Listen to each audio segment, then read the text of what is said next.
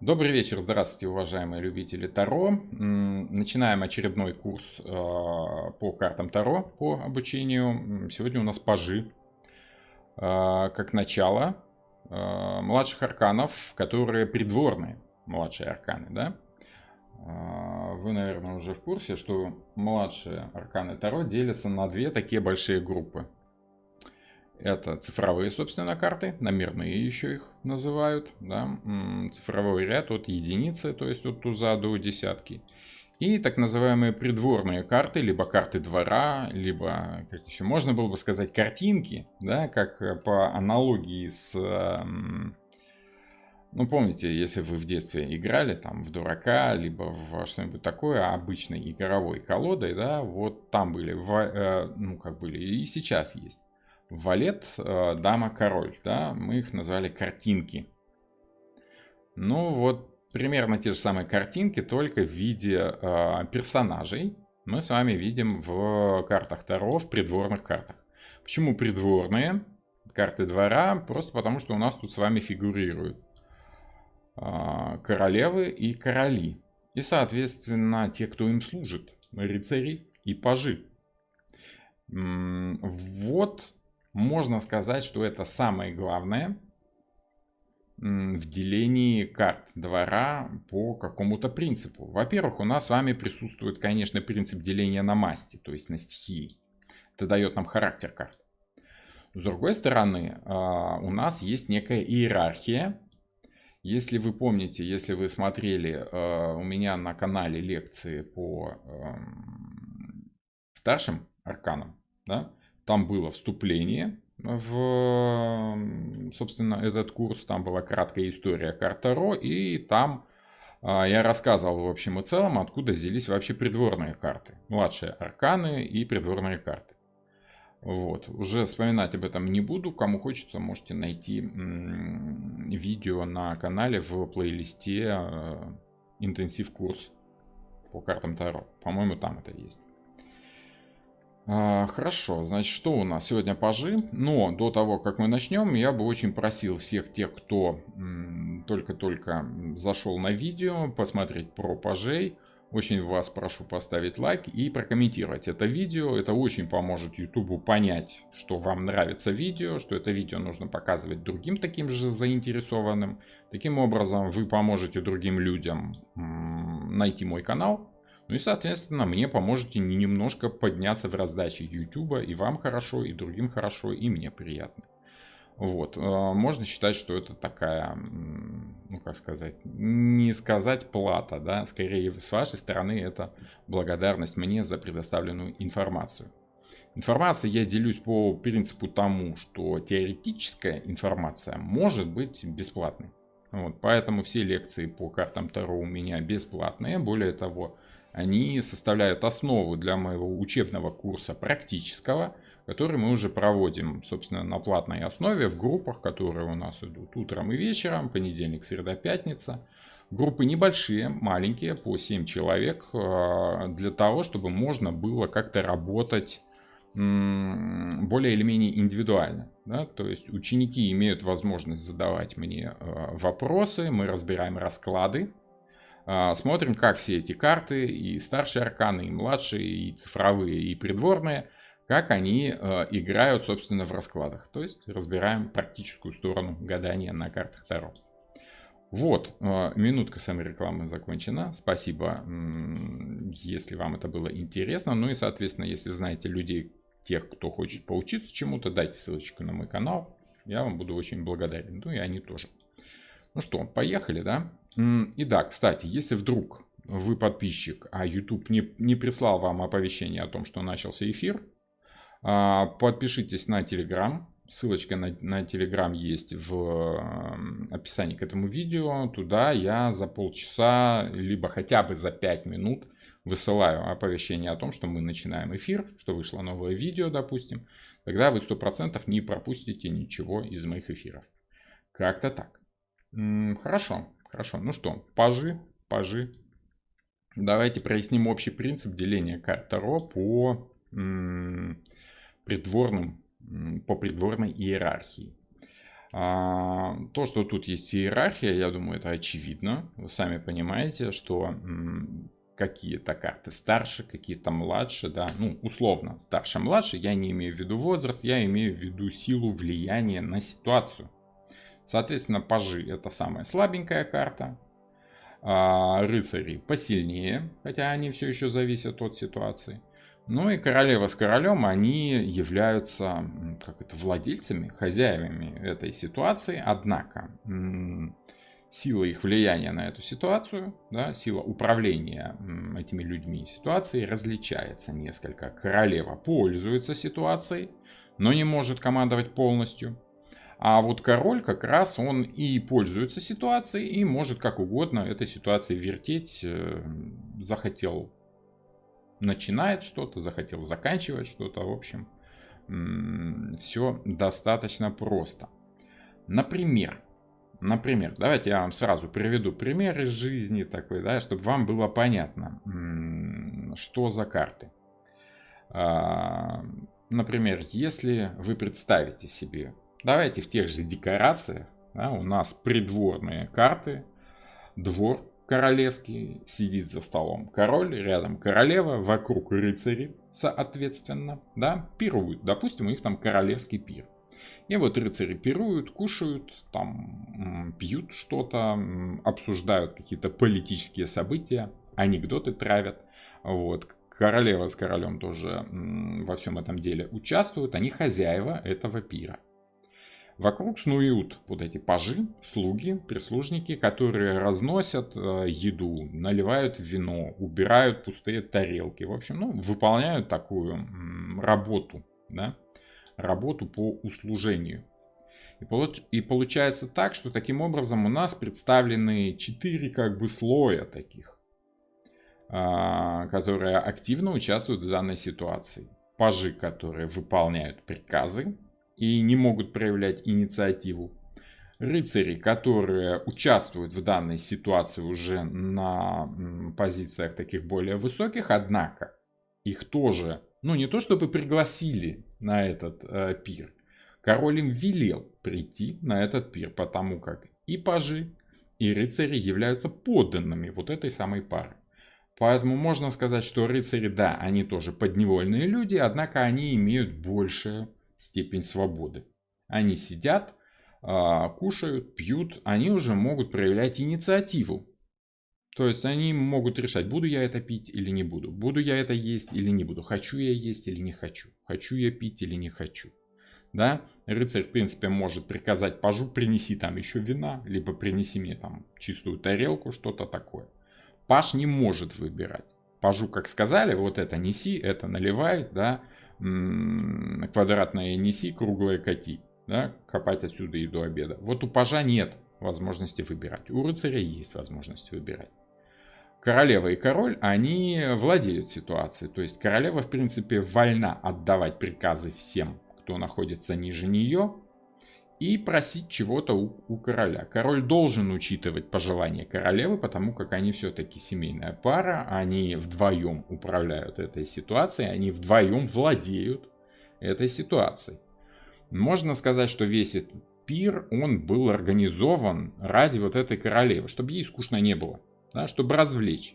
Потому как развлечения мужские это поесть, попить и на войну, да, а вот пир, выход в свет, это вот все такое, да, вот с церемониями, это скорее для королев, для тех, кто не может принимать активное участие в жизни, скажем так, общества. Может быть, это выглядит несколько устаревшим, ну так и, в принципе, карты Таро у нас это срез средневекового общества. Поэтому важно понимать, что да, некоторый шовинизм в картах Таро может присутствовать, как гендерный, так и какой-нибудь другой, да? Но тем не менее мы должны понимать, что общество в принципе по своему устройству, по своему смысловому влиянию на ситуацию не особо далеко ушло от средних веков. То есть мотивы-то у нас примерно те же самые, и влияем на ситуацию мы примерно так же. Поэтому можно брать вот в этих декорациях и нашу современность, и нам принципе, будет интуитивно понятно, почему этот человек имеет право там встать и взять слово, а другой человек не имеет права даже сбиться с ритма, скажем так. Сказали неси, значит неси. Так и вот, королева, она отдает приказы, она пользуется ситуацией, ей не нужно уже ничего в этой ситуации делать, она наслаждается процессом, извлекает некую выгоду для себя как-то более пассивно. Но она не может закончить всю эту ситуацию. Она не может начать всю эту ситуацию. Она не в полной мере владеет этой ситуацией. То есть, грубо говоря, она может встать и выйти, да, но не может закончить весь этот пир. Пир начал король, только он отдает приказ. Вариант того, что все, мужики, расходимся, завтра на работу, хватит пить, все, разбежались, все по домам, берите такси и свободны. Вот. Королева может сказать, что ну вас нафиг, я спать, мне завтра ребенка в садик вести, а вы тут пейте сколько вам угодно. Но закончить вот эту попойку, да, грубо говоря, королева не может. Она может сама уйти из ситуации, если эта ситуация ее перестала устраивать. То есть она относительно свободна в этой ситуации. А вот король, он захотел, ушел, захотел, всех выгнал. То есть у него полная свобода действий. Вот. Вот как-то так. Вот вам и вся разница этих карт. Кто-то находится в заложниках ситуации, а кто-то является хозяином того, что происходит. Раскладывая на нашу жизнь, мы можем на любом уровне понять, как это работает. Допустим, если мы берем стандартную ячейку общества, семью, да, то есть вот у нас есть мама, папа, старший ребенок, младший ребенок. Да, давайте пола в этом случае касаться не будем, от того, что для мамы с папой пол ребенка не так важен. Мальчик, девочка, любим мы вас одинаково. Да? Что мальчик, что девочка, ребенок, он и есть ребенок. Вот. В этом смысле пажи — это младшие дети, у которых нет пока свободы слова полноценной. Они могут только следовать указаниям родителей, потому что родители взрослые, опытные, знают, где опасно, где не опасно, где полезно, где не полезно. Дети должны слушаться.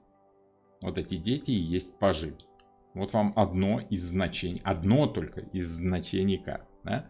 Соответственно, рыцари — это уже подростки, либо молодые люди, которые пытаются обрести некую свободу, некую самостоятельность и независимость. Вот. Поэтому можно сказать, что это такие подростки, которые учатся жить самостоятельно уже. Ну и, соответственно, королева — это мама, она хозяйка, но на кухне, скажем так. Опять же, берем такие чуть устаревшие, но тем не менее от этого не менее рабочие средневековые такие вот шаблоны. Да? Мама на кухне хозяйка, но в целом в доме хозяин кто? Папа. Вот. Можно сказать, что так. На работе, допустим, в социуме где-то, да, у нас что? У нас есть начальник, директор фирмы, король. Есть какой-то главный бухгалтер, да, либо начальник какого-то там, ну, в общем, зам какой-то, да. Они могут быть разными, эти замы, и подчиняться им могут целые подразделения, однако они непосредственно подчиняются только королю, только директору. Ну, ярче всего эта карта играет все королевы, они чаще всего главный бухгалтер какой-то, да. Вот. Рыцари и пажи, они вынуждены выполнять приказы, делать то, что им велит руководство. В этом случае у пажей совсем нет инициативы, они просто выполняют приказы. Это младший научный сотрудник, это какой-то работяга на стройке, который делает то, что ему велит бригадир. А бригадир, да, либо начальник бригады, либо на стройке, не помню, как вот называется термин, да, хотя работал в свое время, прораб, вот, прораб. Вот рыцарь — это прораб скорее. Он уже может проявить инициативу, если видит, что там в схеме какие-то сложности, проблемы. Он может съездить, пообщаться с начальством, с клиентами. В общем, такой уже более или менее активный товарищ. А пажи просто кладут кирпичики, делают то, что им велят. Вот как-то так, да. Если мы берем какую-то айтишную фирму, у нас там есть джуниоры, да, те, кто просто пишут код, айтишники, они такие вот как младшие научные сотрудники. Просто пишут то, что им велят. Есть мидлы, да, или как это у них там называется, не помню. В общем, человек, который может уже собрать команду под отдельную какую-то задачу и понемножечку этой командой руководить, проявляя инициативу, да, и направляя пажей, собственно, в нужную сторону, как такой, не сказать пастух, не сказать дирижер, скорее вот как старший по смене, может быть, вот так вот. Да. Королева — это, соответственно, высший менеджмент, да, опять же, те же самые бухгалтера, да, те, которые занимаются управлением большими блоками, большими какими-то подразделениями. Ну и, соответственно, король — это хозяин, директор фирмы, владелец просто-напросто. Вот, может быть так. Вот вам основной смысл деления по иерархии этих самых карт. Пажи, как мы с вами видим, самые бесправные, самые зависимые, самые малооплачиваемые и тяжело работающие персонажи. Ну что ж поделать. Вот, что ж поделать. Так. Вот, когда на новую работу берут на испытательный срок, это роль пажа? Да, совершенно верно. Но там еще важно чувствовать, на какую позицию берут на испытательный срок. Если вас берут на испытательный срок на позицию главного бухгалтера, ну, я сомневаюсь, что как бы главного бухгалтера можно на испытательный срок, но тем не менее, да, думаю, что суть вы уловили. Да, человек на новом месте чаще всего ощущает себя пажом. Поначалу. Почему? Потому как у него еще мало опыта. Он не может еще проявлять инициативу, потому что слабо знаком с обстановкой, с ситуацией. Вот. Если он еще плохо знает коллектив, плохо знает характер начальника, плохо знает, как тут в конкретно этой фирме все устроено, как отсылать факсы, где складывают посылки, где склад, где приемная. То есть вот ему в этом всем нужно разобраться, поэтому пока он слушает, скажем так, советы, приказы старших, более опытных товарищей. Вот. Только впоследствии он может проявлять какую-то инициативу, когда уже знает, что как к чему устроено. Ну, а дальше вот до королевы Пентаклей, до короля еще нужно дорасти. Вот. Однако, это только один слой. Если смотреть с другой перспективы, у нас каждая карта двора имеет еще и свою масть, свою стихию. Вот. И тут мы можем рассматривать, допустим, того же новичка на работе с точки зрения разных стихий. Если вы помните, по стихиям, это начало младших арканов, я вам рассказывал о стихиях. Можно сказать, что это определенные характеры, либо, скажем так, ну, стихия, она и есть стихия. Характер относится к какой-то стихии. Например, у нас с вами было разделение вот на, так, если вы помните, на сангвиников, меланхоликов, флегматиков и холериков, да? Вот это тот же самый воздух, земля, вода и огонь. Можно сказать, что это определенного рода характеры, которые мы можем привязать и к картам. Каким образом мы это делаем? Вот у нас есть пажи. Смотрите, это зависимые от ситуации люди. Человек по земле зависимый от ситуации, если в плане денег, то получается, что это паж земли, это человек, который получает не столько, сколько хочет, а столько, сколько ему платят. И пока он не имеет возможности попросить о прибавке, да, он не имеет права на инициативу, он не имеет права сказать там директору либо главному бухгалтеру: а давайте вы мне будете платить больше. Он может получить прибавку только если директор сам решит наградить как-то этого пажа. Наградить его смогут только после того, как он проявит себя хорошо. Когда решат, что он этот предмет знает хорошо, отлично, изучил, опыт есть. Можно ему уже доверить что-то более серьезное, пусть проявит инициативу. Вот это уже рыцарь, это переход в рыцаря. И по рыцарю человек может самостоятельно проявить инициативу подойти к директору и сказать там: Иван Иванович, понимаете, я уже как бы опытный человек, да, у вас целых там 5 месяцев, 6 месяцев работаю, уже все знаю, как тут у вас что, да, ну вот, поднимите чуть-чуть зарплату, потому как надо, да, там, я вам за это там какое-нибудь рацпредложение введу. Вот это уже рыцарь. А пажи пока ждут, когда им предоставится возможность себя как-то проявить. От пажей никто не ожидает инициативу. Более того, по пажам инициативу проявлять и не надо. У вас еще мало опыта по земле проявлять инициативу. Поэтому пажи пентаклей — это люди, которые мало зарабатывают, у них еще маловато опыта, либо имеют что? Ну, имеют маловато силы для того, чтобы сделать то, что им хочется сделать. Ну, Земля, вы помните, это у нас ресурс определенный. Ресурс — это опыт, ресурс — это какие-то знания могут быть, заключенные как раз в виде навыков, в виде опыта. Ну, умение, да, что физически человек может делать. Там, писать тот же самый код — это тоже нужен определенный навык, умение. По пентаклям человек пока его, вернее, по пажу пентаклей человек его нарабатывает. Как ребенок учится делать все правильно. Когда он научается до какого-то там подросткового возраста, уже можно его отпускать одного и ездить в общественном транспорте, скажем так. Вот.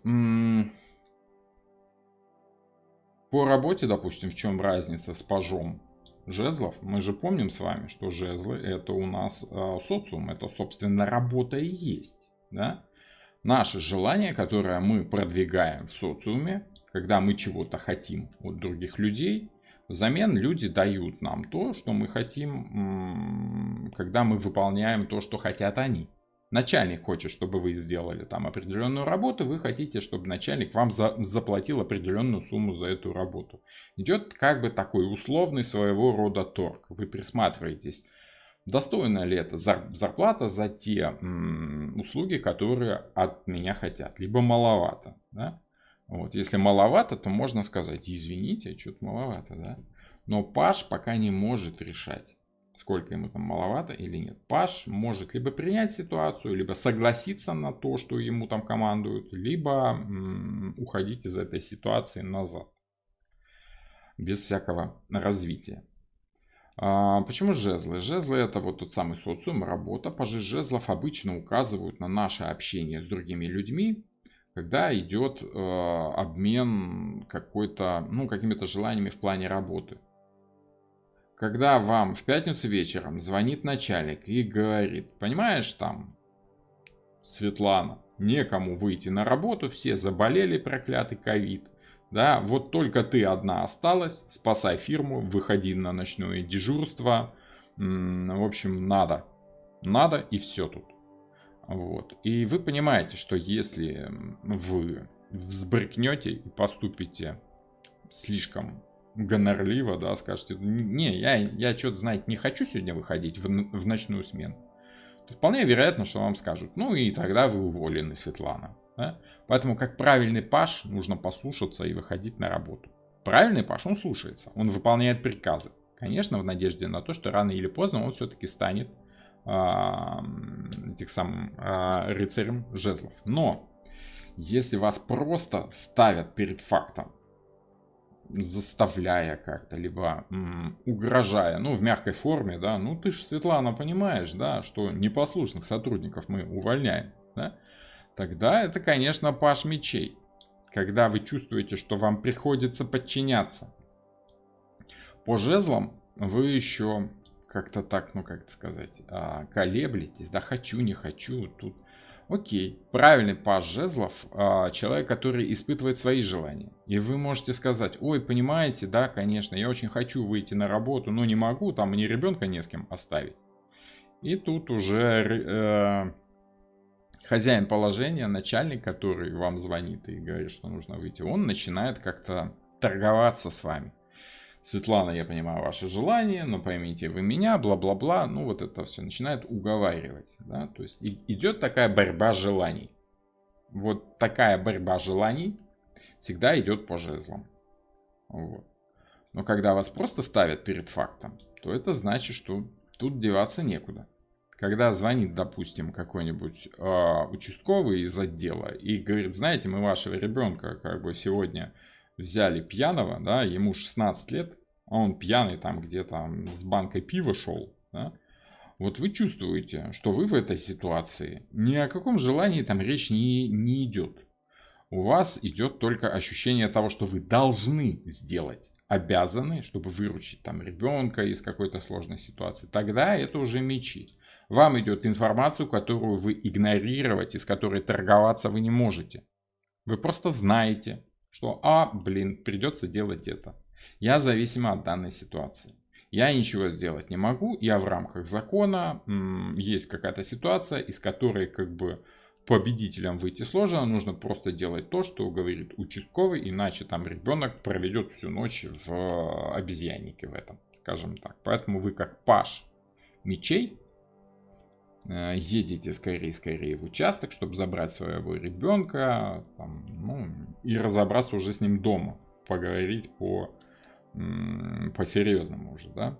Вот. С одной стороны, у вас может быть беспокойство по поводу ребенка, вот вам, пожалуйста, еще одно значение пажей мечей.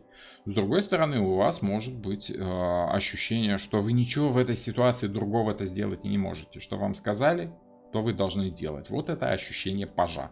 Ощущение зависимости от ситуации, где ты должен просто выполнить указания. Указания не обязательно приходят в виде приказа. Чаще всего в нашем мире они приходят просто в виде информации. Вам надлежит явиться туда-то, туда-то. Либо для того, чтобы чувствовать себя хорошо, вы должны сделать то-то, то-то. По мечам, допустим, идет общение с врачами. Да? Либо с людьми, которые хорошо знают, что они делают, обладают какой-то логической информацией. Паж мечей это скорее пациент, нежели врач. Потому как он вынужден выполнять приказы там либо женщины-врача, либо мужчины-врача, скажем так. Что у нас еще интересно? Раз уж мы с вами заговорили о врачах, очень часто по мечам у нас идут как раз какие-то врачи. И вот эти врачи, опять же, могут разделяться, допустим, по какому-то статусу, по какой-то иерархии. Если мы берем буквальное значение иерархии, да, у нас есть главврач, это этот самый король мечей. Да. У нас есть какой-то заведующий отделением, это королева мечей, потому как она вроде бы тоже командует, да, она главная тоже в отделении. Но есть же главврач еще, который командует всеми этими королевами. Да? В каждом отделении своя королева. Зато главврач один. Соответственно, рыцари – это обычные врачи, которые вот лечат людей. Да? Они не заведующие отделением, они просто там, может быть, какие-то хирурги, да? Любого рода специалисты. Врач-специалист, вот, пожалуйста, это рыцарь мечей. Он не столько организационную работу делает, сколько конкретную какую-то, да, воюет с этой самой болезнью активно. Ну и, соответственно, пажи это кто? Это те, кому отдают приказы все, кому не лень. Это тот, кто вынужден выполнять работу, за которую паж может и не взяться, да, потому как он уже может выбирать, что ему делать, а что не делать из того, что ему велели, либо как делать, да. То есть это младший персонал, это медсестры, медбратья, обслуживающий персонал, скажем такой, те, кто не имеют права принимать какие-то свои решения, те, кто не имеют права ставить диагнозы. Вот рыцарь мечей, он имеет право ставить диагноз. Он действует уже исходя из своего собственного решения. Он знает, что главврач велел ему лечить вот этого человека, да, но как лечить, он уже решает сам, уже проявляет свою инициативу. Здравствуйте, да, у меня мечи, это связано с медициной, да, медики, вы первый подтвердили мою ассоциацию, возможно, потому что я медик. Нет, не только потому, что вы медик, а потому, что медики у нас проходят обычно по своему характеру воздействия с пациентом, с окружающей средой, да, скажем так, по мечам. Потому как врачи либо сами лечат больных, да, то есть каким-то хирургическим путем, то есть они руками что-то там с вами делают, да, либо назначают вам лечение, то есть по сути дают вам приказы, указания, сообщая вам информацию, которой вам нужно следовать. Это принцип силы, принцип приказа, указания. Нам, врачей, нужно слушаться. А слушаться человека с мечом нужно, потому что человек с мечом отдает приказы, он воин по сути.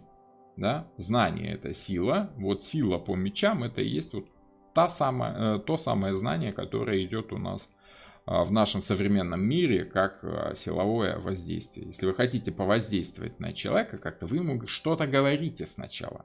Сообщаете какую-то информацию и воздействуете уже, собственно, на него. Вот. Поэтому паж мечей — это человек, который зависим от ситуации. Зависим как ему отдают приказ прям в прямом смысле этого слова. Да? Вот нужно делать это, нужно делать это. Это человек, который хорошо работает с информацией. Все медики, почему медики идут по мечам? Потому как они образованные. Это учеба очень часто бывает. Это очень часто бывают какие-то ученые люди. Медики — это просто подраздел ученых людей, понимаете? Медицине нужно учиться. Айтишники идут по мечам, потому что они работают интеллектом, скажем так. Любого рода интеллектуалы, да, идут вот по мечам.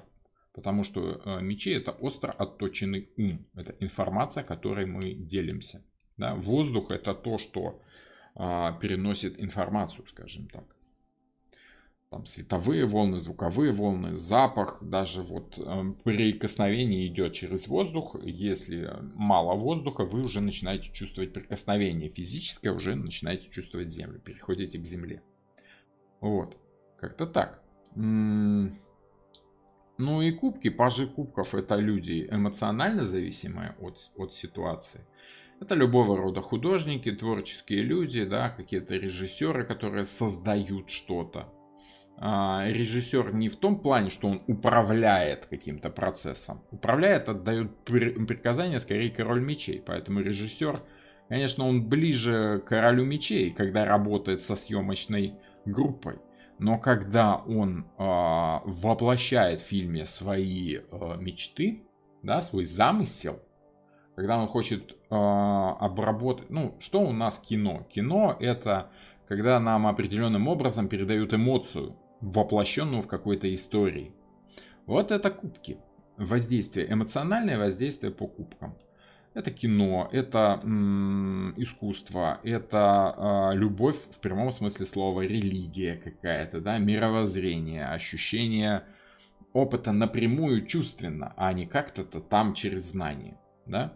Поэтому люди творчества, люди мягкие, эмоциональные, по кубкам идет любовь. Вот все, что связано с ощущением эмоций, хороших, плохих эмоций, идет у нас по кубкам. Вот. Положительное значение кубков — это любовь. Отрицательное — это, как вам сказать, разочарование скорее, огорчение. Не страх. Страх идет по мечам. Вот огорчение скорее идет по этим самым, по кубкам, по перевернутым, само собой. Учителя тоже идут по мечам. Смотрите, вот тут интересно, когда учителя нас учат информационно, передают нам информацию, да, там есть любая профессия может раскладываться по разным стихиям. Вот, например, когда учитель делится с нами своим опытом, да, информация в виде опыта какого-то, он учит вас нарабатывать навыки. Одно дело, что вам просто показывают, как решать пример. Другое дело, что по земле в вас этот навык вбивают в привычку. Да? То есть вы снова и снова решаете задачки, таким образом приобретаете практический навык решения математики. Да? С другой стороны, когда вам объясняют эту математику, действуют по мечам, передают информацию. Более того, еще и воздействуют силовым методом, да? Вас заставляют учить вот эту самую математику, писать контрольные, приходить вовремя. Вот это по мечам идет прямое управление. По жезлам у нас идет социальное взаимодействие. И мы с вами знаем, что школа — это не только и не столько сокровищница знаний, да, сколько сокровищница общения. Школа — это в первую очередь социализация человека. И когда учитель выступает как такой добрый пастырь, да, он учит детей в классе общаться друг с другом, договариваться как-то, да, взаимодействовать, обменивать свои желания на желания других людей, да, договариваться как-то, работать в коллективе. Вот это идет по жезлам. Ну и, соответственно, по кубкам что у нас идет? Вот тут учитель учит детей просто потому, что он их любит. Он показывает другим детям, что учиться нужно с помощью любви, с помощью эмоций. Да, поэтому не просто, не тупо математике, физике учить людей, но еще и чему-то красивому, прекрасному, разумному, доброму, вечному. Да? Пению, рисованию, чему-то такому вот гуманитарии, скажем так. Вот они чаще идут по этим самым, по кубкам.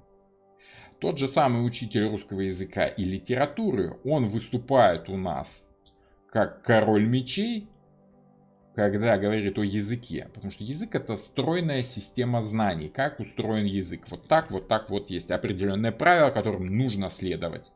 Потому что так ты будешь правильно говорить, так ты будешь добиваться больших успехов в том, чтобы тебя поняли.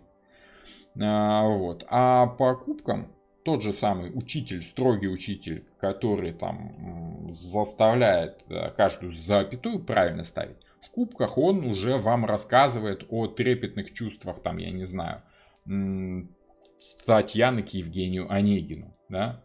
Когда он читает стихотворение с выражением эмоционально, и дети, затаив дыхание, выпучив глаза, улавливают эту вот эмоцию, да, и впитывают в себя эту самую эмоцию, да, вот это уже король кубков, понимаете?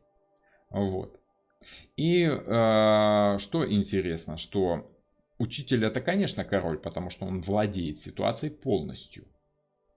А ученик — это, конечно, паж кубков. Но когда дети подрастают, они уже становятся рыцарями кубков. Они уже начинают проявлять инициативу. Вот. Причем у нас есть, смотрите, интересное разделение по учителям, допустим, и по детям. Паж кубков — это кто? Это ученик, который не проявляет инициативу, сидит, его спросят, он ответит. Прямой паж, он ответит правильно. Перевернутый паж, он даже правильно-то ответить не очень может, потому как не очень понимает вообще, на каком уроке он находится. Да? Рыцарь, неважно, кубков, мечей, чего угодно, в классе это активный ученик, который может руку поднять, сам что-то ответить, да, может вызваться к доске, если ему хочется. То есть так, хочет — учится, не хочет — не учится. Так, проявляет инициативу. Королевы — это любимчики. Потому что они как бы находятся на таком слегка привилегированном положении. И, конечно, большинство учителей преподают для любимчиков в первую очередь. От того, что где-то 10% учеников, они учителями обихаживаются как подающие надежды. Остальные там 85-90% это так, ну, ученики и ученики, да, такие вот. Серая масса особо не выделяется, да. У любого учителя обязательно бывают любимчики. Это неискоренимо, и это убрать никак нельзя из нашей жизни. Вот. Тем не менее, как есть, так есть. Ну и король — это, собственно, учитель. Вот, допустим, такое у нас идет разделение в иерархии класса. Ну, достаточно про иерархию, я думаю, что тут уже более или менее понятно, да. Все-таки у нас сегодня пажи. Пажи — это люди, которые зависимы от ситуации. В отношениях вы понимаете, что вы ничего сделать не можете, да? Что вот вы влюблены в какого-то человека, и, соответственно, как он себя ведет, так вы и ведетесь. Это когда вы понимаете, что вот если он позвонит, вы будете с ним разговаривать, да? Но вот звонить ему лично вы не можете, потому как вы еще не можете проявлять инициативу. Чаще всего, конечно, женщины выступают в этой роли традиционно. Потому что считается, что в личных отношениях между мужчиной и женщиной женщина не должна проявлять инициативу. Там либо раньше времени, либо вообще. Да? Вот. Поэтому женщин традиционно ставят на место пажей. И если мы делим, ну а мы можем с вами любую ситуацию, любую иерархию разделить на две стороны. Ну, как обычно, инь и ян. Светлое и темное, начало, конец, вверх, низ, лево, право, рис и гречка. Да, как я люблю говорить. Границы у нас проходят посередине. У нас есть отчетливо правящие, старшие придворные карты, и отчетливо исполняющие придворные карты. То есть это паж и рыцарь. Пажи у нас бесправные вообще. Да? То есть вы в отношениях можете чувствовать, что вы не влияете на отношения. Ну, либо влияете, но только на свои эмоции.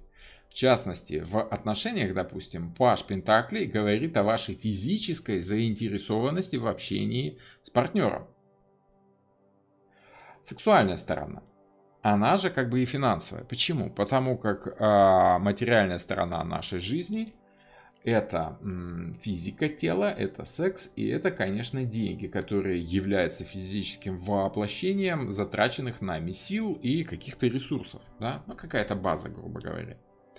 Поэтому по пентаклям у нас идут, как правило, люди, которые зависимы от материального мира, от своего физического тела, от физических ощущений, от каких-то материальных аспектов ситуации. Зависимы от, допустим, чего там, от зарплаты. Да? Ну, вот, зависимы от общения с другим человеком, потому как на физическом уровне вот, чувствуют привязанность к нему, да? Какие-то приятные ощущения. Если вы действуете правильно, если вы понимаете, что в данной ситуации вы как бы не хозяин своим физическим желанием, да, физическим ощущением, то правильный паж, он просто будет им следовать, этим физическим желаниям. Перевернутый паж будет следовать им неверно. Вот.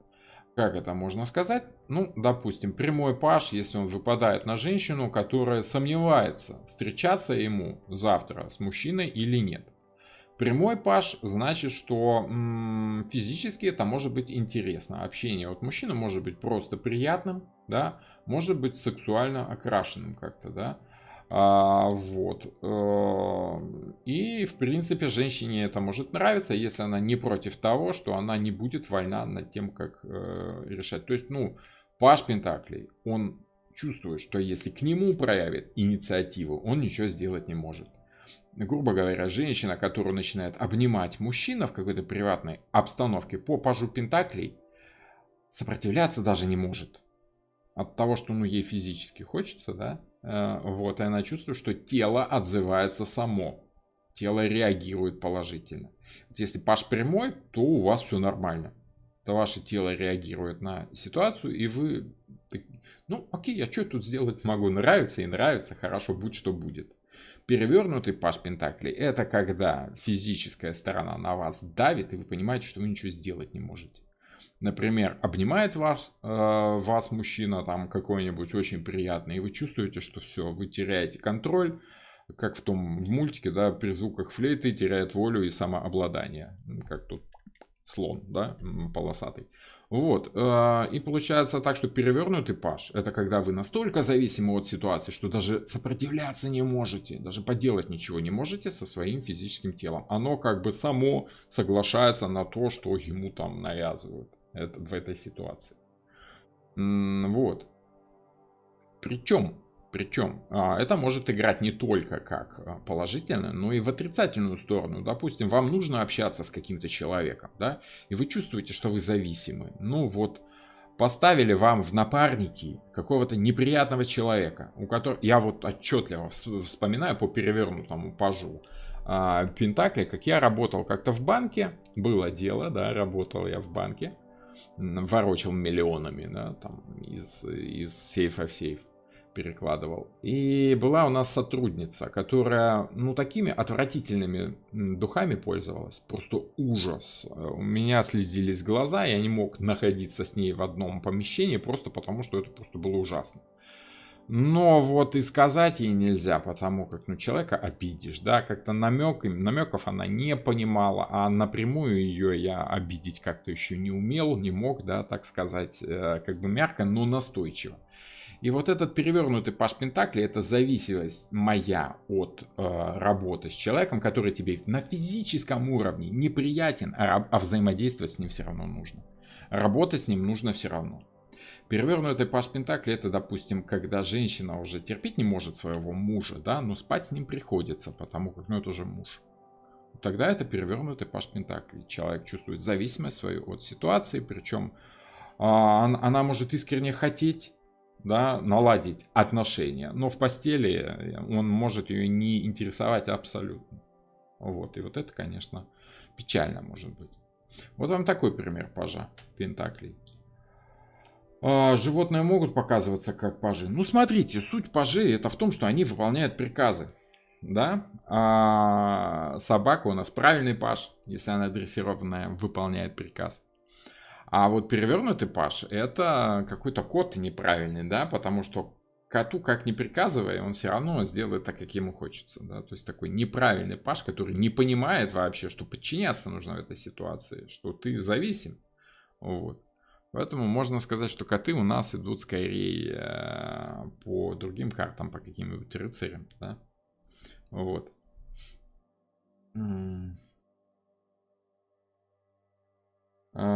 Что там? Алина. Скажите, пожалуйста, а значит ли, что они смотрят в одну сторону, другие в другую? Для кого-то значит, для кого-то нет. Смотря как вы работаете.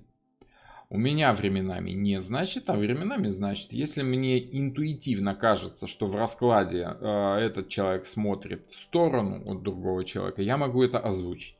Но временами это не играет такой значительной роли, поэтому тут опять же, как вы наработали себе опыт. Если вы чувствуете, что по опыту временами это играет роль, тогда это можно озвучить клиенту. Но это не обязательно так, понимаете? Алина, да, зависит. Когда речь идет о картах Таро, я советую всегда и всем, тем, кто дают советы, да, как учиться картам Таро, всегда добавлять одну простую фразу. Но это не точно, потому что карты Таро работают у разных людей по-разному. Поэтому мой вам совет — это сначала попробуйте, как у вас это работает, а потом делайте выводы.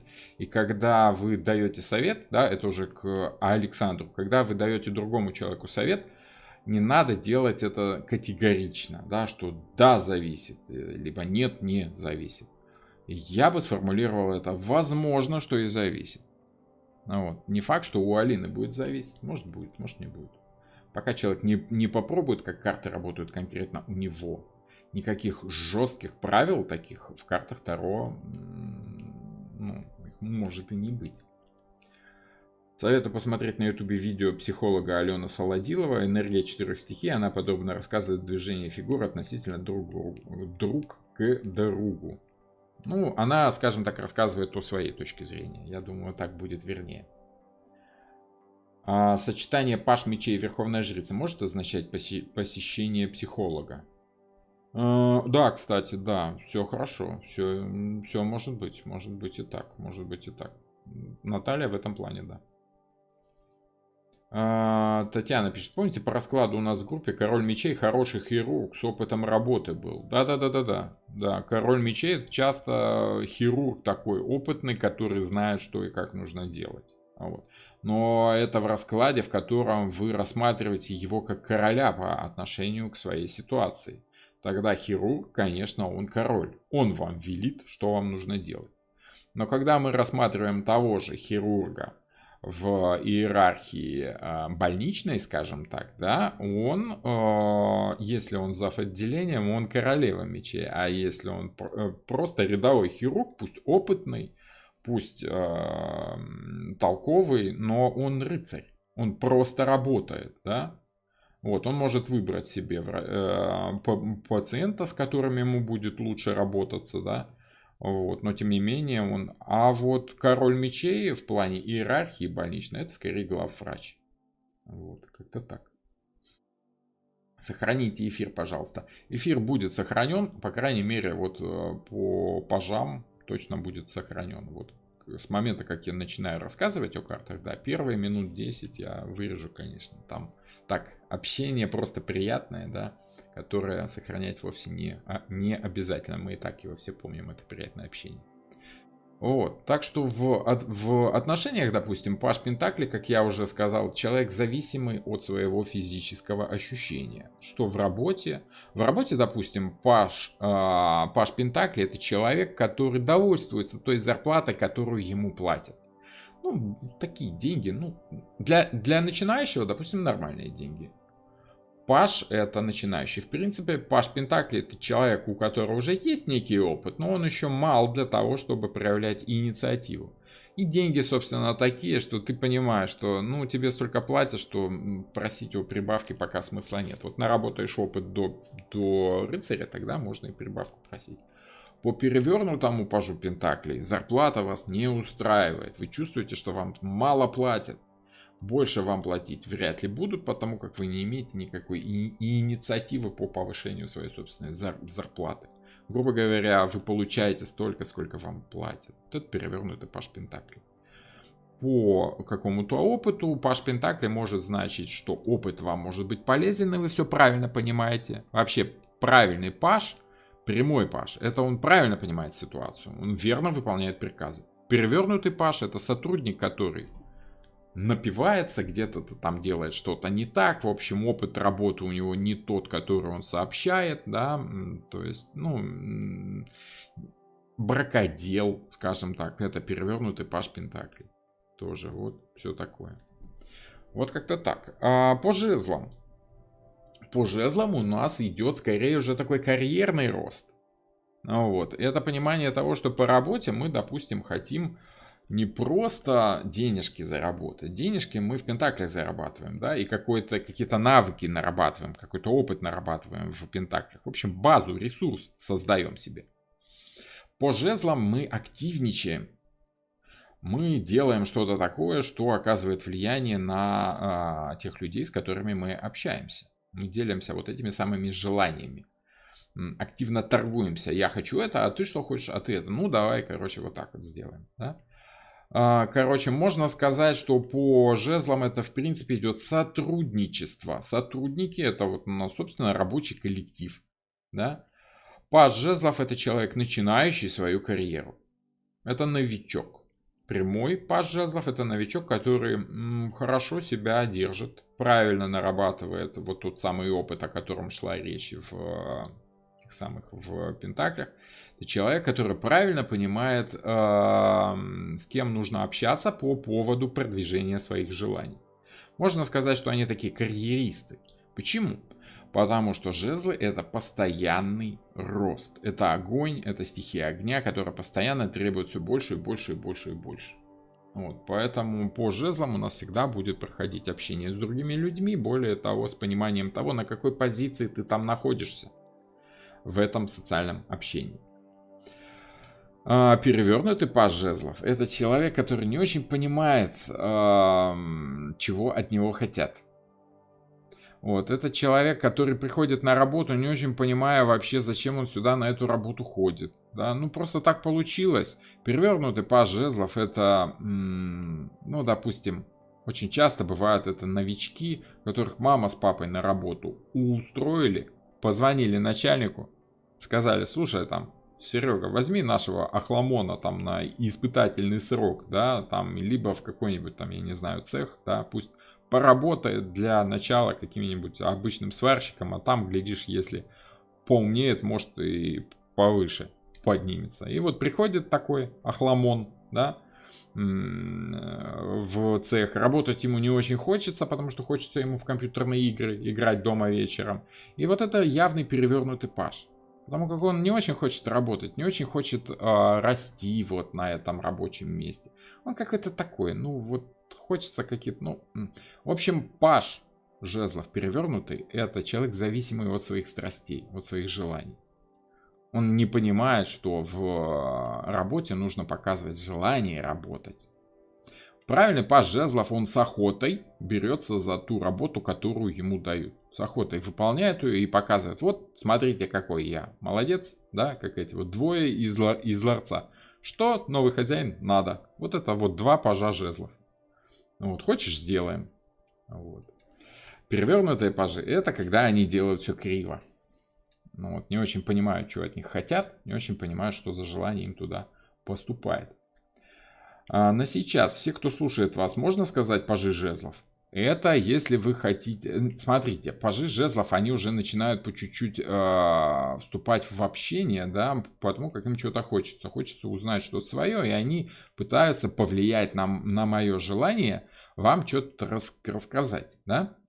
Пажи жезлов, они участвуют в социальном общении, они в чатик пишут. А вот пажи мечей, они слушают и записывают молча, что я там говорю, учатся, да? Пытаются разобраться в том, что я говорю, воспринимают своего рода информацию.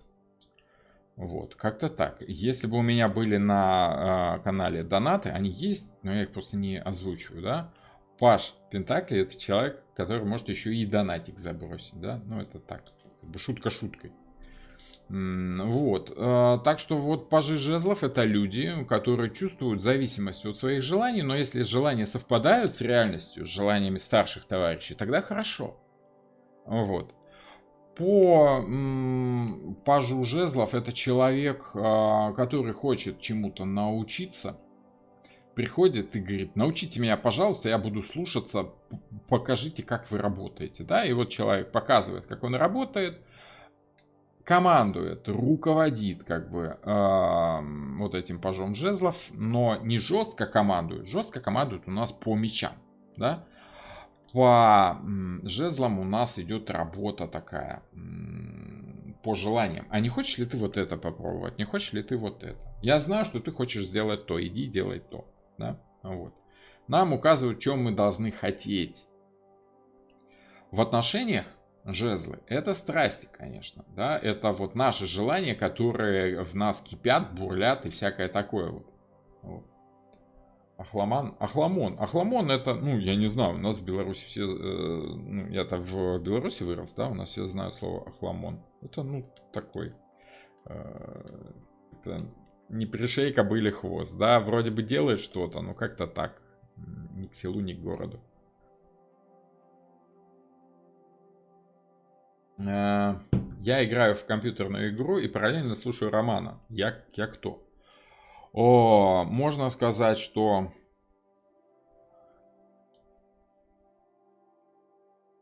по младшим арканам это может быть двойка мечей, когда вы пытаетесь ловить два потока информации, обращать свое внимание и в одну сторону, и в другую сторону.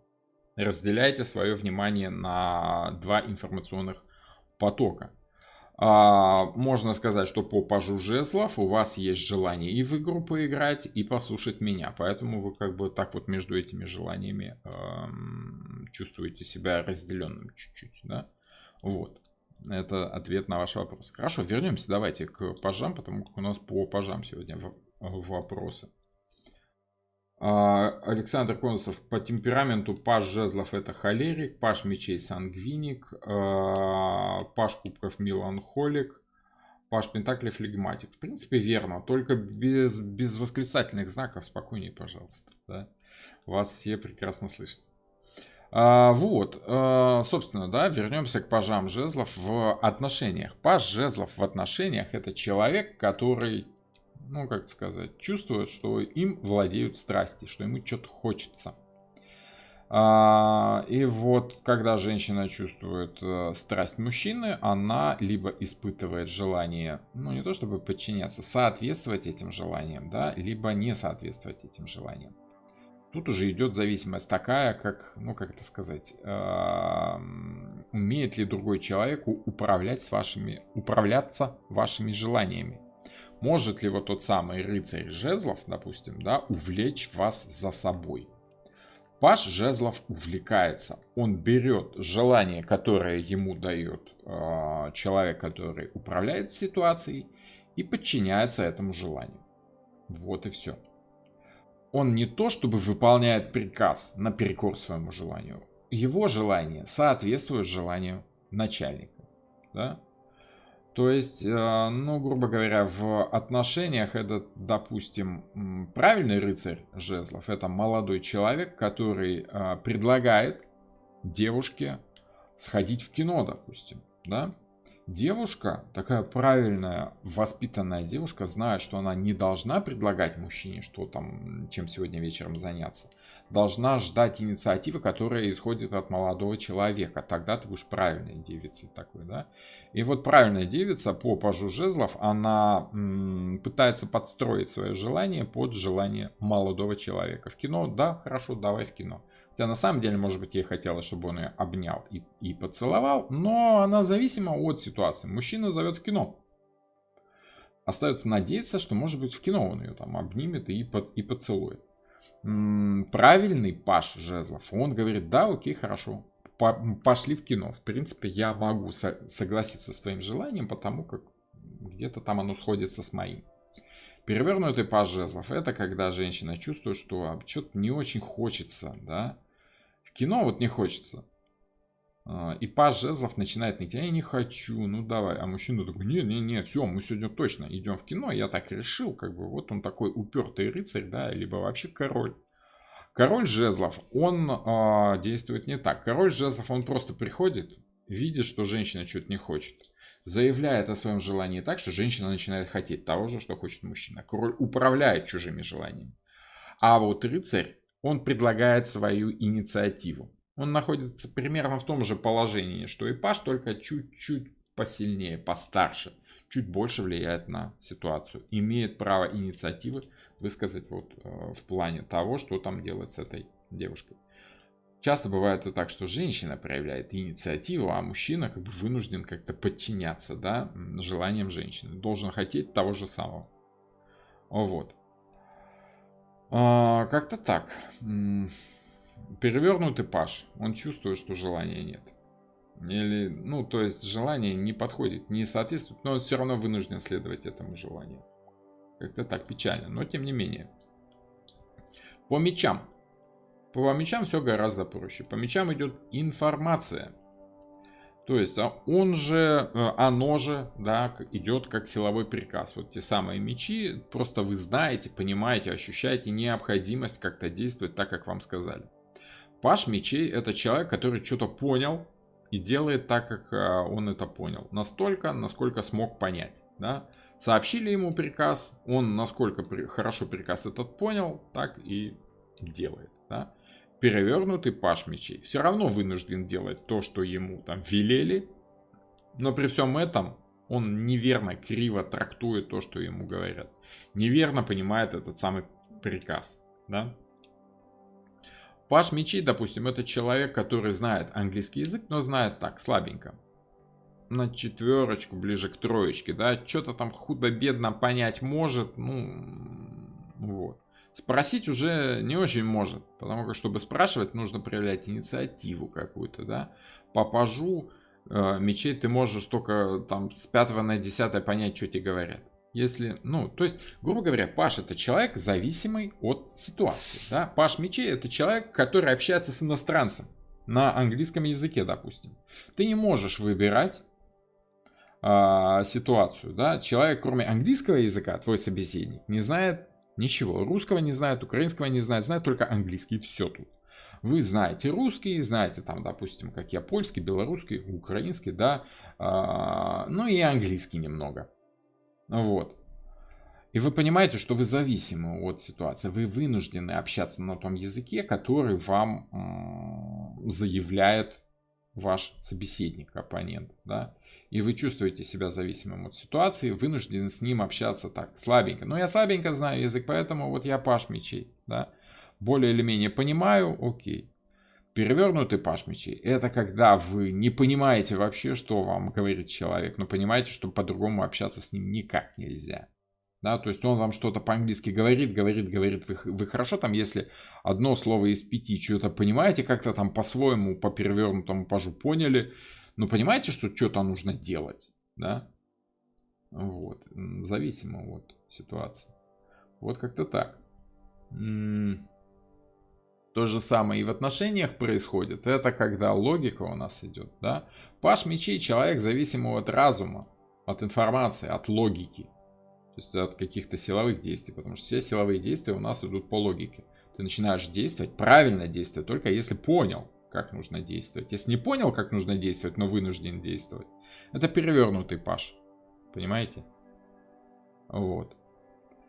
Причем человек, который только-только зашел в ситуацию, только разобрался. Хорошо, если успел разобраться в новой ситуации, тогда ты прямой паж мечей. Если ты не успел толком разобраться, а действовать нужно уже, тогда ты перевернутый паж мечей. Ну, грубо говоря, прямой паж мечей — это вы, когда вам нужно сидеть за рулем, вы примерно представляете, куда тут ехать в этом городе. Вы тут уже разочек были, еще не привыкли толком, но уже худо-бедно знаете, уже поняли, как ехать. А перевернутый паж мечей — это когда вам нужно ехать, но вы не знаете как. И пытаетесь как-то на ощупь, да, вот поверну сюда, может как-то получится, да, то есть. Вот, когда информация, которая у вас есть, либо недостаточна, либо неверна. Вот. Так, что там у нас? Чатик. Паш мечей мне представляется, как у Высоцкого, где твои 17 лет. Может быть. Регулярно в раскладах у мужчин на горизонте выпадают пажи жезлов и кубков. Остальные крайне редко. Прям жаль дам. Ну, почему жаль? Паш мечей знает что-то, но поверхностно. Ну да, то есть он знает, но особо повлиять на ситуацию не может.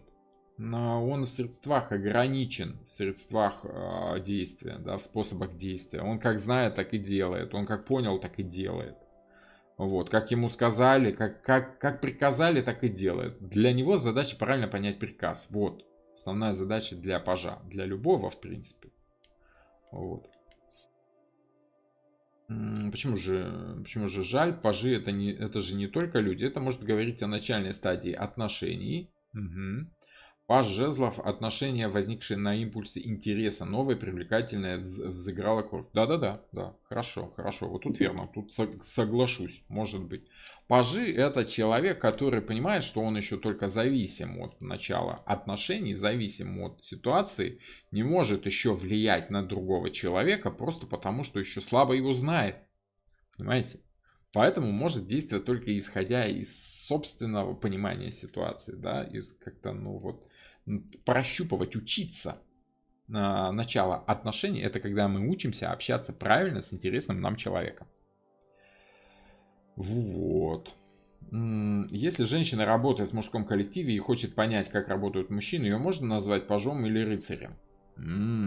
Если женщина работает в мужском коллективе и хочет понять, как работают мужчины, тут зависит скорее от того, как она действует.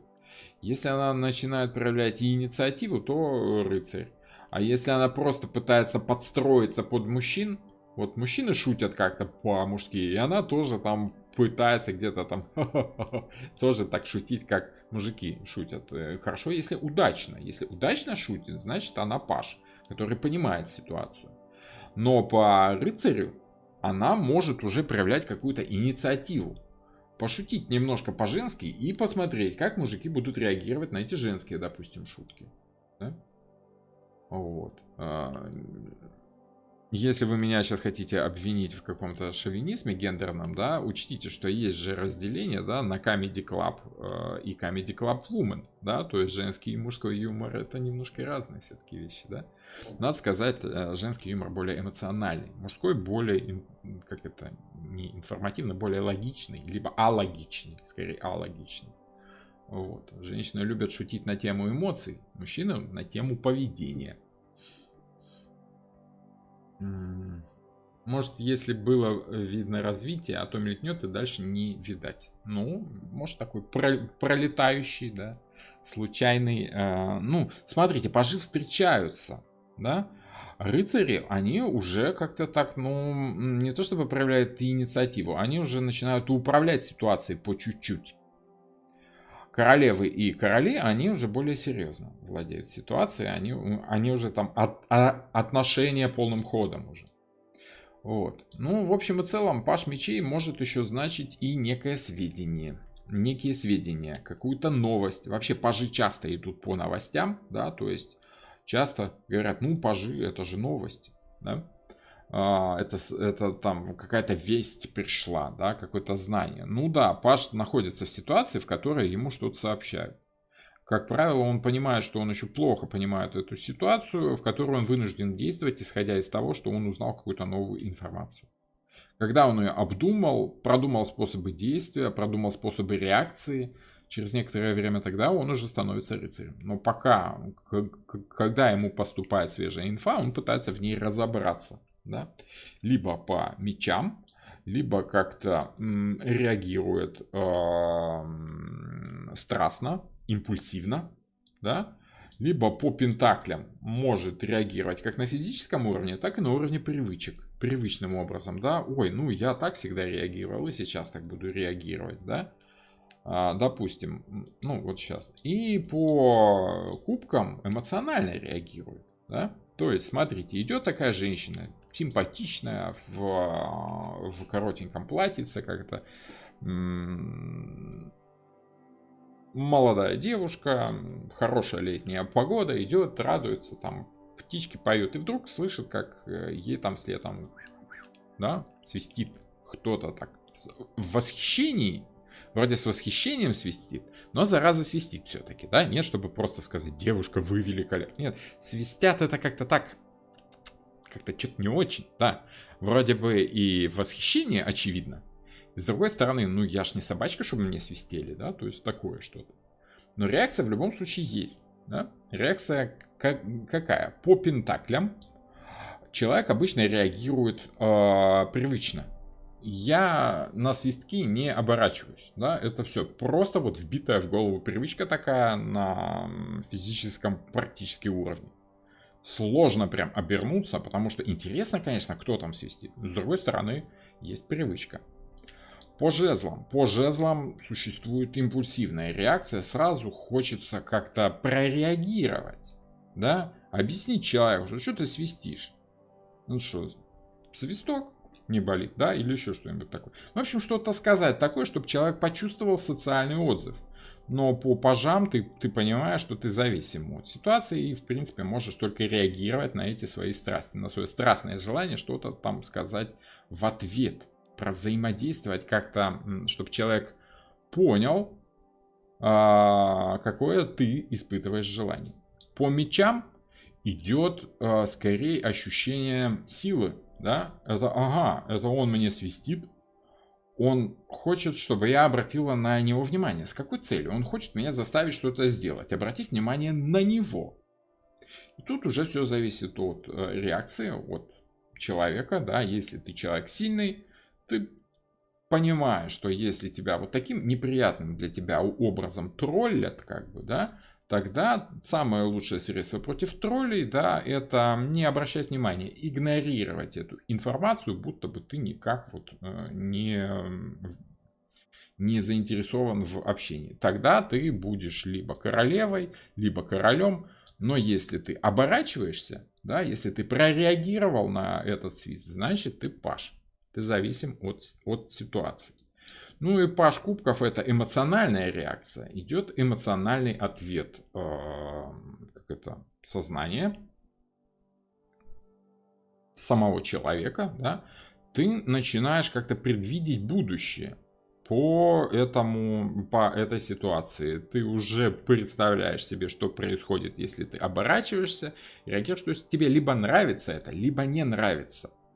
Почему? Потому что ты представляешь, в какой ситуации ты можешь оказаться. И нравится, не нравится, ты можешь для себя заключить только исходя из того, что ты уже в этой ситуации был, в похожей. И можешь представить себе, как может развиться эта ситуация. Например, по пажу кубков прямому такая ситуация у нас разворачивается следующим образом. Девушки вслед свистят, но если ей интересно внимание мужчин, она как бы быстренько, интуитивно чувствует, что если я обернусь, прореагирую, будет интересное общение с таким ярким, молодым, таким четким, ровным человеком, да, пацаном таким. Если ей это нравится уже, она сразу эмоционально реагирует. Она радуется, что слышит этот свист. Если же она вся такая серьезная, дама из высшего общества, да, то реакция эмоциональная на этот свист у нее однозначно негативная, эмоция неприятная. Почему? Потому что она представляет тут же автоматом, интуитивно себе общение с таким вот человеком, свистуном, да, придурочным, неприятная, скорее всего. И ей это не нравится. И она не оборачивается, идет дальше. Чувствует, что она зажата в неловкую ситуацию, в неприятную. Вот это перевернутый паж кубков. Человек, который эмоционально реагирует на ситуацию. Причем, если эмоция хорошая, если ситуация приятная, паж кубков прямой. Он понимает, что да, как-то выбирать из, собственно, зрителей я не могу.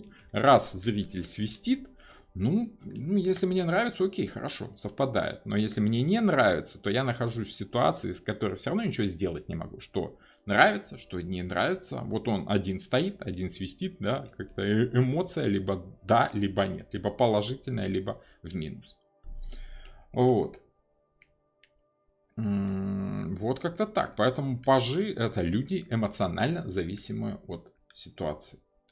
По работе это, допустим, вы чувствуете, что ваши ожидания от работы, они могут быть положительными, а могут быть и отрицательными. Вам может нравиться ваша работа, а может не нравиться, вызывать у вас какие-то положительные эмоции, либо наоборот вызывать у вас грусть. Да? Что-то я все на работу, скучно как-то, грустно на работе. Вот это паж кубков перевернутый. Прямой паж кубков — это когда тебе твоя работа нравится, ты делаешь ее с удовольствием. Вот.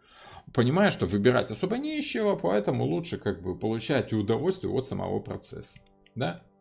Вот. Это как вот с этим свистком. Да? Мужчина свистит, выбирать не из кого. Окей, ладно, порадуемся тому, что хоть кто-то свистит. Да? Хоть кому-то мы нравимся. Тарологу приходится быть психологом. Да. Вообще хороший таролог, он обязательно должен быть хоть немножко психологом, хоть как-то все это дело понимать головой. Потому что психолог, он понимает головой. Хороший таролог, он должен головой понимать, что он там человеку гадает. Что там за ситуация вообще находится и как карту объяснить, которая вот у нас тут в этом самом раскладе выпадает. Жилеткой так точно. Да, тарологу приходится быть жилеткой. Просто, почему? Просто потому, что люди к вам приходят жаловаться, да, у них какие-то проблемы, они приходят к вам за решением этих проблем, и, соответственно, вам приходится выслушивать. Если вам нравится помогать человеку, тогда вы, вот как этот паж кубков, вы понимаете, что вы вынуждены воспринимать эмоции другого человека. И вы находитесь в ситуации, где вот эти эмоции в вас вливаются. Хочется вам или нет, вам нужно разбираться с теми эмоциями, которые вам дали. Вот. Если вы уверенный, сильный таролог, уверенный в себе сильный таролог, да, опытный, там, знающий, как успокоить человека, чем-то порадовать, там, какой-то шуткой поделиться, приободрить. И даже если карта не очень, то сообщить это как-то более мягко, так, чтобы успокоить человека, да, чтобы, смягчить это все дело. Тогда вы, конечно, король кубков. Вы управляете человеческими эмоциями.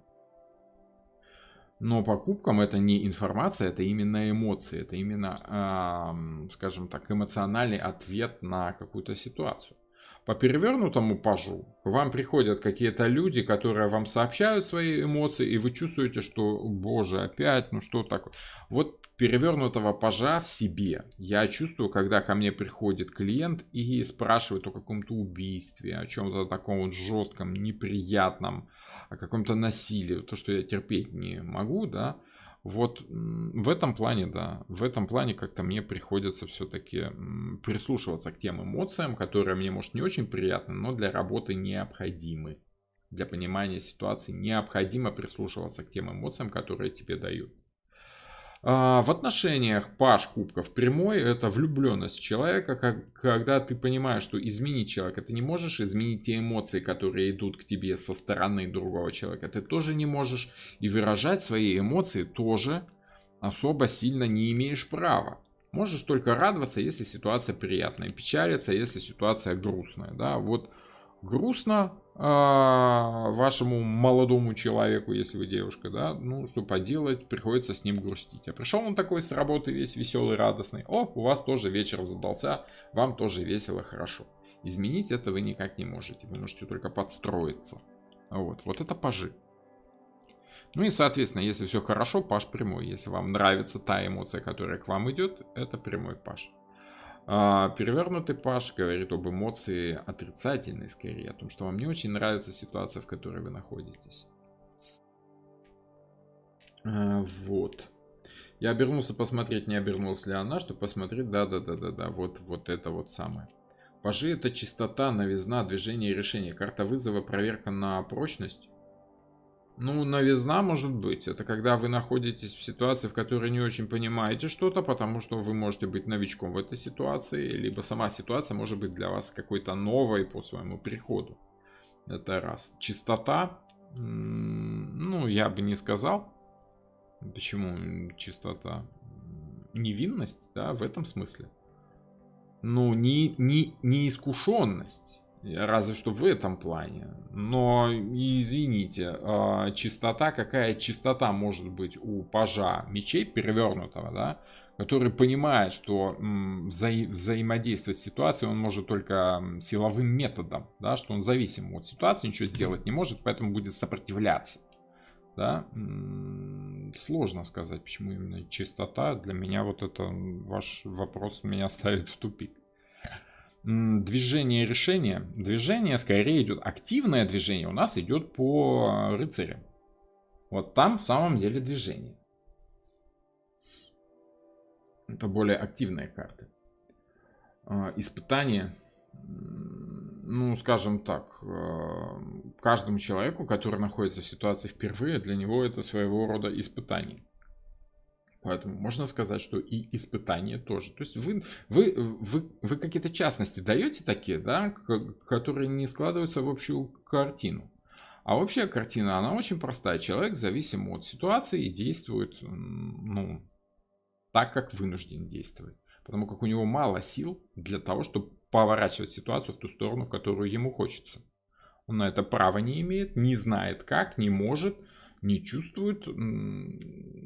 Хорошо, если может и чувствует, но пока рановато, да.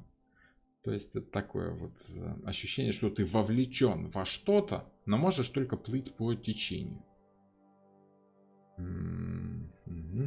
Я еще слабак, недавно прям плакала, так обидно было за клиента.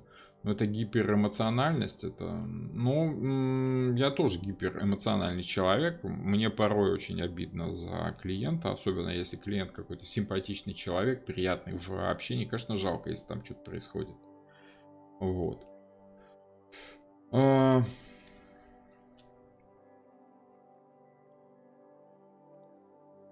Роман, на вопрос, прилетит ли завтра сын, была непогода, выпала королева Пентакли. Ответ нет. Да, может быть лишь в том случае, если он сдаст билет и доберется другим транспортом, правильно? Ну, смотрите, королевы, они управляют ситуацией, но не полностью. Да, поэтому, в принципе, он приехать может, но он должен понимать, как он это делает. Вот, с чьей помощью. Поэтому королева может выбирать себе рыцарей, поэтому захочет — летит самолетом, захочет этим самым поездом. Вот. Но не факт, что у нее получится самолетом, конечно. То есть она может выбирать. Вот Паш, он не может выбирать. У него вот есть билет на самолет, он его сдать не может. Поэтому он вынужден сидеть в аэропорту, ждать, когда рейс все-таки полетит. Да? Когда закончится плохая погода и полетит. Вот. Рыцарь мечей, он может, допустим, сменить билет на билет другого самолета и полететь с какой-то другой пересадкой, допустим, да. А вот королева, да, она может выйти из ситуации и погрузиться в какую-то другую ситуацию, да, сменить самолет на поезд. Вполне может быть. Король в этой ситуации заставил бы лететь самолет, невзирая на погодные условия. Ну, у него был бы какой-нибудь свой частный джет, да, на котором он мог бы сказать пилоту, ну, там по краешку плохой погоды пройди как-то там, вот, ну, надо лететь, короче, хочу лететь, лети. Да. Вот. Интересно, как проигрываться пажи со старшими арканами. Например, суд паж. Но это опять зависит от конкретного вопроса. Конечно же, это все сочетания карт зависят от конкретного вопроса. Потому что каждая карта в зависимости от вопроса может принимать разные значения. И, соответственно, играть с другой картой она может по-разному. Ну, то есть, как разные цвета смешивать, да, еще же зависит от того, где вы их там в воде смешиваете, либо в сухом состоянии, либо это самое. Ну и конечный оттенок может быть другим. Все зависит от того, там это теплый цвет, либо холодный цвет. Ну, в общем, масса разного может быть. Расклады Таро на отношения. Паш, что он означает в любви? Ну, опять же, это от ситуации зависит. От расклада, да, что у вас там за расклад. В любви, пожалуйста, Паш Пентакли прямой в любви значит зависимость человека от сексуального аспекта общения. Ну, нравится человеку секс, и он как бы с этим ничего поделать не может. Прямой Паш делает это правильно. Перевернутый как бы уходит в какие-то нехорошие там телодвижения, да. То есть, грубо говоря, в постели ложится с кем угодно. Правильный Паш Пентаклей чувствует правильное физическое влечение к предмету своего интереса. Вот. Но понимает, что вот партнер имеет прерогативу на то, да или нет, будет секс или не будет. По жезлам то же самое, только страсть. Есть желание взаимодействовать со своим партнером, но Паш жезлов, он не может пока еще проявлять инициативу, поэтому он ждет вот с этим своим желанием, когда желания совпадут. Вот как-то так. Допустим, девушка хочет обнять и поцеловать своего парня, но на людях это делать нельзя, поэтому это пока Паш жезлов перевернутый. Правильный Паш — это когда она сдерживает это свое желание до какого-то удобного момента, когда они придут домой. Вот тогда ситуация становится к Пажу благоприятной, и она может это свое желание воплотить уже в правильном положении. Вот Паж жезлов — это человек, который пытается подстроить свое желание под ситуацию. Вот. И делает это правильно. Вот. Разумно, скажем так. Паж мечей — это какие-то действия. Это когда ты сообщаешь что-то другому человеку. Ну, хочешь не хочешь, а сообщаешь. Ты вестник. Ну, что такое вестник, да, если так берем? Это человек, который не особо влияет на битву, на итог, на результат, но приносит некие сведения. Да? То есть он зависим от ситуации. В отношениях Паж жезлов это человек, который умеет общаться, умеет сообщать что-то логично, какими-то словами. Потому как словами мы взаимодействуем с другим человеком. Словами мы выражаем свои вот эти самые желания, страсти, да, которые мы должны выразить как-то. Прямой Паш — это человек, который находит приятное общение в любой ситуации, да, ну вот близнецы очень похожи на Пажа мечей, они не могут выбирать тему разговора, но, по крайней мере, поддержать разговор на каком-то худо-бедном уровне могут. Перевернутый Паж мечей не может поддержать разговор просто потому, что не знает, что в этой тематике говорить. Да? Я, допустим, когда я встречаюсь с какими-то знакомыми, да, я понимаю, что я вынужден говорить на те темы, которые для нас являются общими. Да? Допустим, какую-то там жизнь в Польше, да, условно говоря, да. И вот на эту тему я могу что-то сообщить там свое.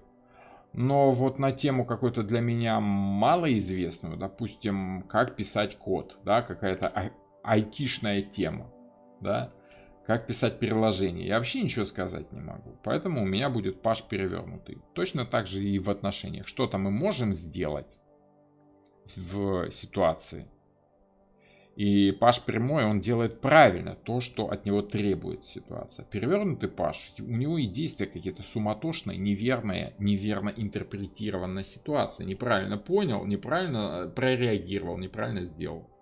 Ну и, соответственно, Паж кубков, как я уже говорил, это человек эмоционально реагирующий на ситуацию, на общение с другим человеком. Это человек, который вот влюблен, да? И, соответственно, чувствует, что его эмоции, вот он как бы вроде хозяин своим эмоциям, только пока он прямой. Он может показывать свои эмоции в ситуации, которая к этому способствует. Но когда ситуация этому не благоволит, Нужно эти эмоции переворачивать, прятать, уже чувствуя, что твои эмоции вырываются из тебя, ты их сдерживать не можешь. А в этой ситуации нельзя. Да? Допустим, по прямому пажу кубков ты находишься на свадьбе, тебе весело, радостно, и ты показываешь эмоции, чувствуешь, что мои эмоции радостные, веселые совпадают с ситуацией, я могу как бы вот радоваться жизни, да. Перевернутый паж кубков — это когда ему на этой свадьбе грустно, потому что у него настроение плохое, да, ему радоваться особо нечему. Даже на свадьбе вот он вспоминает что-то грустное, да, и у него идет какая-то эмоциональная реакция, не подходящая к ситуации. И он понимает, что ему надо бы радоваться в этой ситуации, а не может, потому как эмоции не те. Паж мечей перевернутый не владеет информацией. Перевернутый паж мечей неверно интерпретирует информацию. Он может ей владеть, но он может ее неверно понимать. Ну, то есть, в принципе, да, может не владеть нужной информацией, может не делать верные выводы.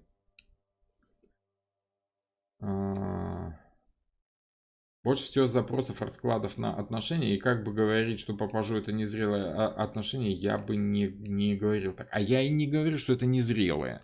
Я говорю, что человек по пажам очень часто зависим от ситуации. Да? Допустим, я себя чувствую пажом кубков, когда, допустим, моя жена расстраивается, да? Потому как я понимаю ее печальные чувства, но если я не могу в данном случае как-то ее порадовать, я чувствую, что я могу только вместе с ней попечалиться, да? Вот, то есть, ну, в какие-то моменты мы не можем влиять на эмоциональную ситуацию, мы можем только реагировать. Вот пажи, они только реагируют и только так, как нужно реагировать, понимаете? Это на любом уровне отношений, на любом этапе может такое быть.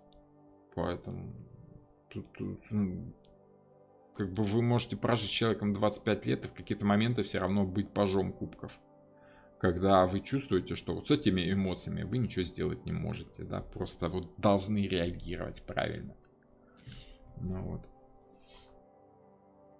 И если вопрос от клиента о работе, сократят его или нет, и выпадают пажи, надо советовать подучиться ему, чтобы остаться на своем месте. Нет, по пажам у него вообще выбора нет особо. Ему как скажут, так он и вынужден будет действовать. Сократят или нет, но он должен быть правильным сотрудником, он должен подчиняться, он делать все верно, правильно, вовремя. Вот, проявлять там какую-то инициативу, да, подкатывать с предложениями к начальнику в надежде, что он как-то заметит, смысла нет. Наоборот, нужно выполнять то, что тебе велят, выполнять правильно, вовремя подчиняться, вовремя приходить на работу, быть таким, в общем, идеальным сотрудником. Вот. Вот как-то так. В общем и целом можно сказать, что вот примерно таким образом у нас пажи реагируют. Так что в отношениях, что в работе, что в любых других аспектах, пажи — это люди, зависимые полностью от ситуации. Физической, либо финансовой, какой-то страстной ситуации, либо социальной.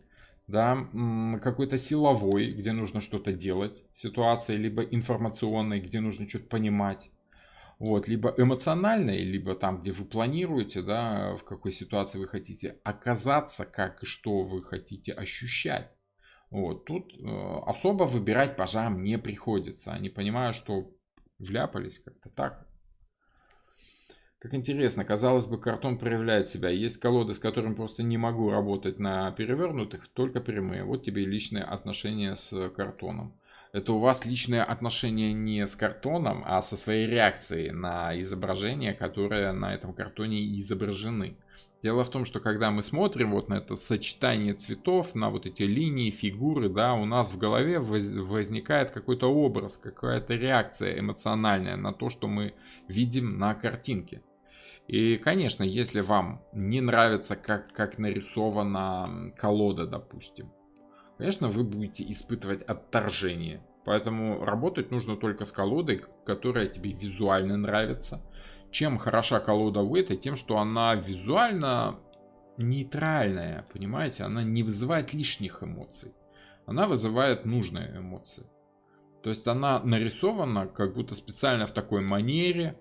Это не ар-нуво, не ар-деко, не модерн, не что-то там еще такое, да, не классика. Это что-то такое, ну, нейтральное, пренейтральное. Поэтому это очень хорошая колода, ей может работать любой человек, вне зависимости от своей эмоциональной реакции на изображение. Вот. А вот какие-то другие колоды, да, вот с той же самой Монарой нужно учиться работать.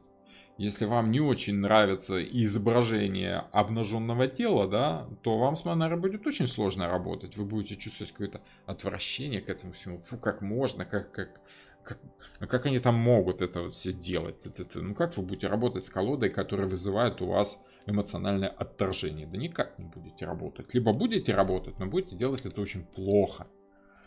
Ну вот. Беременность по пажам проигрывается.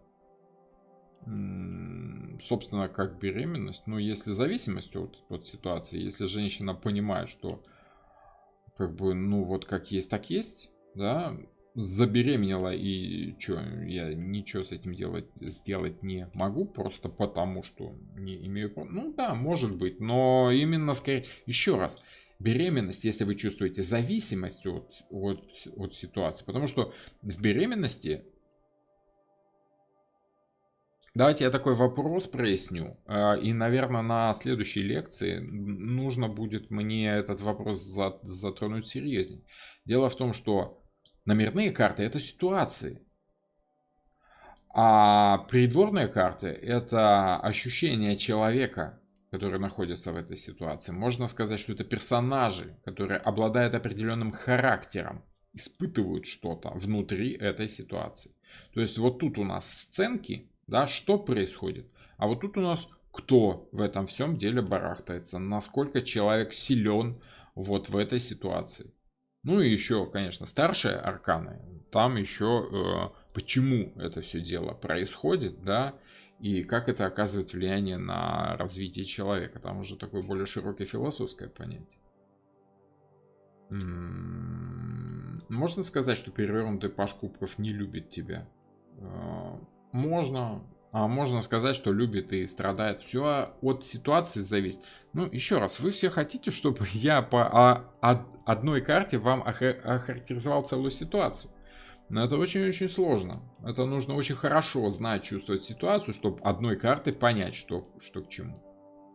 Вот. В одной карте слишком мало эмоций, чтобы привязать ее конкретно к какой-то ситуации. В общем и целом, перевернутый паж может значить в плане отношений негатив по физическому, да, то есть неприятие на физическом уровне. Может значить разницу в желаниях по перевернутому пажу. Может значить сопротивление по мечам. Просто потому, что вот не нравится то, что это. Ну и, собственно, может чувствовать неудовлетворенность общением. Эмоции не те. Вот. Общаешься, а результатом недоволен. Да, вот. Это перевернутый паж кубков. Так что, как угодно может быть. Мы хотим Монару с черными квадратиками на картинках в прямом эфире. О, я бы тоже хотел Монару, но на самом деле так мало времени, чтобы сесть и это все продумать, просчитать. Время к этому идет. Дайте мне закончить сначала придворные карты, тогда будем что-то думать по Монаре, по каким-то другим вариантам еще. Не волнуйтесь. Гагарин паш.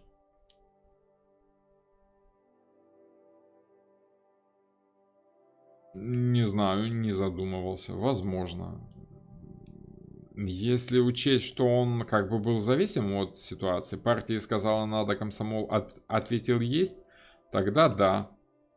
Вот. Но он же проявил желание как-то лететь туда, да. Его же не насильно взяли из родного села, сказали, все, теперь будешь космонавтом.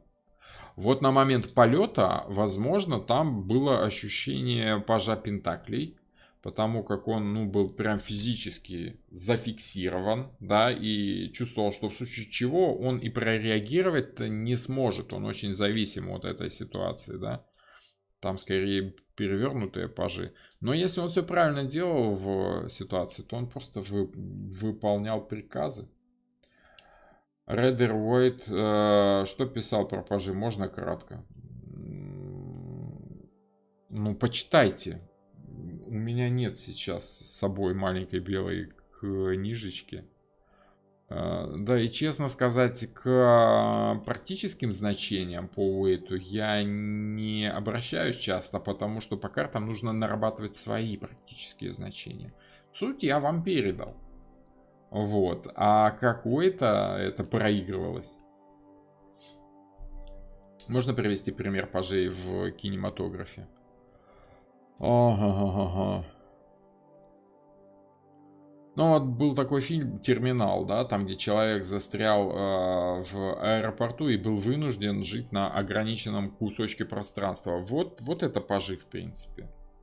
Вот, влюбиться он мог только в того, с кем мог там общаться.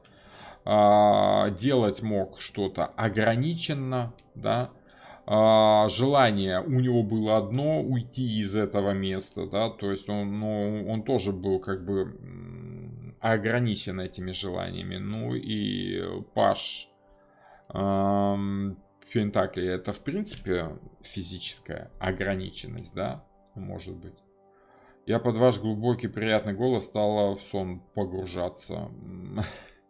Может мне начать эти самые вести стримы ASMR, да, там где, знаете, все там шуршат чем-то и так. Вот что-то рассказывают таким волнующим шепотом. Я так не очень умею, да, наверное, это не мое. Да, у меня просто низкий голос, может быть приятный. С другой стороны, я заикаюсь и картавлю. Поэтому, ну, такое себе. Хорошо, но я больше все-таки по картам Таро. Мне интереснее карты Таро. Вот, ну как-то так. Вот, хорошо, давайте будем заканчивать на сегодня, потому как сколько уже? 2 часа у нас стрим длится. По итогу там лишнее начало отрежу, и останется там сколько-то еще, часика полтора точно будет лекция. Значит, следующая лекция у нас будет, соответственно, по рыцарям. И остается у нас всего 3 лекции, да, еще королевы и королей. Дальше будем думать, что что-то с монарой, наверное, либо еще что-нибудь. Ну, в общем, будем что-то запускать. Наркозависимость и алкоголь — это тоже пажи. Каждый может иметь какую-то зависимость по разной стихии. Ну, пажи, да, зависят от ситуации. Либо они правильно из нее аккуратно выходят, либо неправильно, да, скажем так, наносят себе ущерб в этой ситуации. Может быть и так. Хорошо, будем заканчивать. Значит, так. Увидимся с вами сегодня. Что у нас? Четверг. Возможно, увидимся во вторник. Я теперь по поводу прямых эфиров всегда говорю возможно, вероятно. Если вы еще не подписаны на телеграм-канал, подписывайтесь. Там точно будет оповещение, точно не пропустите. Ну и там я еще какие-то картинки выкладываю временами, какие-то интересные, не очень, да. Вот. И в основном там меня можно найти быстро, найти сразу. Вот, как-то так. Так что увидимся с вами во вторник вечером, скорее всего, где-то вот к 21:00 по Москве. Вот, к 19:00 по Варшаве. Рад был вас всех видеть. Вот. И будем думать, как там у нас дальше что будет. Всем спасибо за лайки, за комментарии. Видео по этому эфиру выйдет завтра с утра, наверное. Всем пока.